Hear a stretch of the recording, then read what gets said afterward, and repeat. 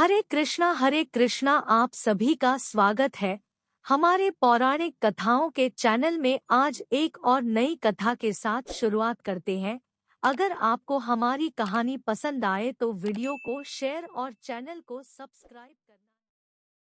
पौराणिक कथा के अनुसार ब्रह्मचारी व्रत का पालन करते हुए एक बार शिलाद ऋषि को यह भय सताने लगा कि उनकी मृत्यु के बाद उनका संपूर्ण वंश समाप्त हो जाएगा। इसलिए वे एक शिशु को गोद लेना चाहते थे, लेकिन वे चाहते थे कि जिस शिशु को वे गोद लें वह आध्यात्मिक हो तथा उस पर भगवान शिव की विशेष कृपा और आशीर्वाद हो।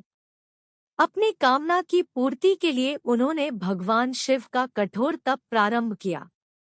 कई वर्षों तक वे तप करते रहे, जिससे प्रसन्न होकर भगवान शिव उनके सामने प्रकट हुए और उनसे वरदान मांगने को कहा। शिलाद ऋषि ने पुत्र प्राप्ति का वरदान मांगा। भगवान शिव शिलाद ऋषि को उनका मनचाहा वरदान देकर अंतर्ध्यान हो गए। भगवान शिव के अंतर्ध्यान होने के बाद शिलाद ऋषि ने जब अपनी आंखें खोली तो उनकी गोद में एक शिशु था। उस शिशु के चेहरे पर एक अलौकिक तेज था। शिलाद ऋषि ने उसका नाम नंदी रखा और उसका पालन पोषण करने लगे। वे उससे बहुत स्नेह करते थे, किंतु नियति ने नंदी के लिए कुछ और ही लिख रखा था। एक दिन मित्र और वरुण नामक दो संत शिलाद ऋषि के आश्रम में पधारे। शिलाद ऋषि ने उनका खूब आदर सत्कार किया। नंदी ने भी उनकी बहुत सेवा की। प्रस्थान करते समय शिलाद ऋषि और नंदी ने दोनों संतों का आशीर्वाद लिया। संतों ने शिलाद ऋषि को दीर्घायु और खुशहाली का आशीर्वाद दिया, किंतु जब नंदी को आशीर्वाद देने की बारी आई तो उनके माथे पर चिंता की लकीरें खिंच गई। शिलाद ऋषि ने यह तुरंत भांप लिया। जब वे मित्र और वरुण ऋषि को आश्रम के बाहर तक छोड़ने गए तो उनसे पूछ लिया कि उन्होंने नंदी को लंबी आयु का आशीर्वाद क्यों नहीं दिया। तब दोनों संतों ने उन्हें बताया कि नंदी अल्पायु है। यह सुनकर शिलाद ऋषि चिंताग्रस्त हो गए। नंदी ने जब पिता को चिंतित देखा तो उसका कारण पूछा। वर्तिकलबार शिलाद ऋषि ने नंदी को पूरी सच्चाई बता दी।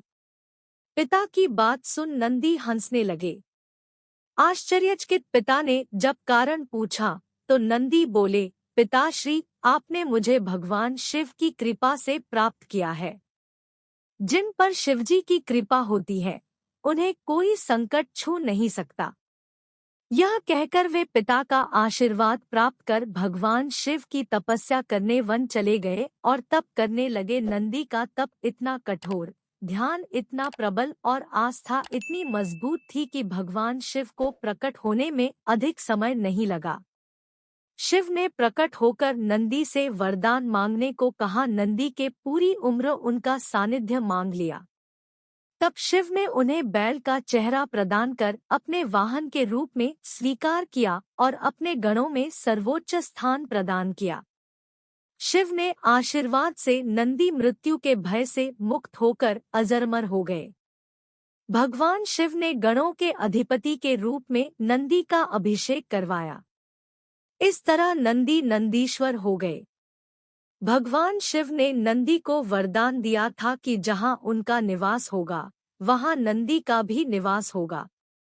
माना जाता है कि तब से शिव मंदिर में शिवलिंग के साथ नंदी की भी स्थापना की जाती है।